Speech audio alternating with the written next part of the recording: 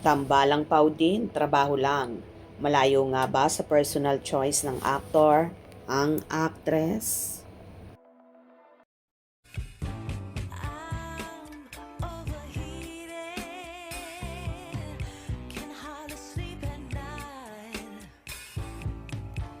doing crazy dreaming. You're the reason why. Hiding by the baby. Kumalat nga sa social media ang ilang larawan sa naging shooting ni na Paolo Avellino at Nadine Lustre kung saan sa Paris sinushoot ang naturang larawan na magtatagal sila doon ng isang buwan. Kung ano-ano naman ang naging komento ng ilang netizens na hindi tanggap ang Paudin tambalan. Kaya naman binabash nila ng todo ang actress at no cover naman at dead ba na lang ang dalaga sa mga bashers at mga bumabatiko sa kanya. Kapatid nga ni Kim todo promote sa Kimpa World Tour pati yung team Edmonton sa Canada kung gusto nila ng movie ni Paolo na iba. Ang Leading Lady pagbigyan muna matapos ang mga nakasalang sa Kimpaw. Pag sa work, hands off yan. Sila, isa yan sa patakaran ni Kim. Tanggap nga ni Kimi, tayo pa kaya? Hope to see Kim also with another ML right? Para matanggap natin ang ganyan talaga buhay ng mga artista. Tayo lang siloso mga fanay. May kanya-kanyang desisyon sina Kim and Pao and we should understand them. Siyempre sayang din na sa ibang leading lady si Pao ngayon. Sana nga si Kim lang pero hindi pwede dahil hindi sa kanilang dalawa ang project. I love Kim very much and if ever na hindi sila magka-tandem uli, I will always cherish their memories because I love Kim Pao tandem.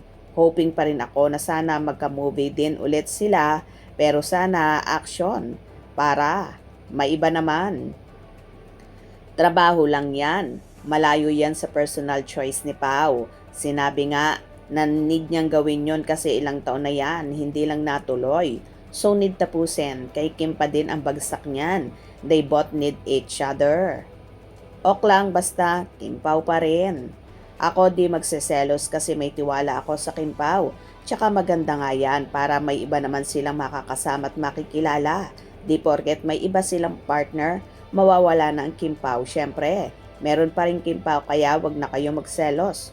Support na lang natin silang dalawa sa mga movie at teleserye nila. Oo, kasi kung hindi gagawin ni Pao yung movie baka mademanda siya. Support na lang natin ang separate project nila. Diba sabi ni Eric Chan Salute may gagawin ang Kim Pao? Basta kahit sino makapareho nila, hindi pa rin mawawala ang Kim Pao Ladja. Tahanan pa rin nila ang isa't isa. No chemistry. Okay lang kahit kanino ipare, syempre trabaho yan. Pero sa ngayon, focus muna sa Alibay at sa Kim Pao World Tour. Next year pa yan o baka sa dulo na ng taon, ngayon muna ang main focus. Sa Kim Pao, bigyan din si Kimi ng ibang projects sa ibang leading man naman to be fair. Huwag mo nang i-judge ang project ni Pao kay Nadine dahil sa sinabi ng management na matagal na yung project nila na kailangan tapusin. So after that, wala ng project si Pao kay Nadine. Kung mag-blockbuster ang movie at bigyan na naman ng another project, si Pao with Nadine, iba na ang usapan. At maniwala na talaga ako na buwagin na talaga ang Kim Pao. So let's wait and see na lang. Love them both. Kaya ok lang kung magkaroon ng ibang partner sa movie ang iba. Kasing fans, tigpe personal ang gusto sa love team lang lagi dapat partner. Kaya minsan nakakasawa na ring panoorin. Good luck, Pao. But to tell you frankly, wala akong maramdamang kilig. Sorry, mga supporters. Hayaan natin si Pao. Yun naman ang artista kung talagang mahal ni Paulo si Kim, hindi niya kayang ipagpalit sa may relasyon na, 'di ba? May supporter, matagal na kasi 'yan na kontrata, so kailangang tapusin para di siya mademanda. Walang chemistry. So ayun nga guys, kung may ibang bitter, meron namang funny na naiintindihan ang sitwasyon ni Paulo at Nadine at hindi nga sila nagseselos bagkos susuportahan pa rin nila ang nasabing proyekto ni Paulo at Nadine kahit hindi si Kim Chiu ang katambal ng aktor. Hope you enjoyed.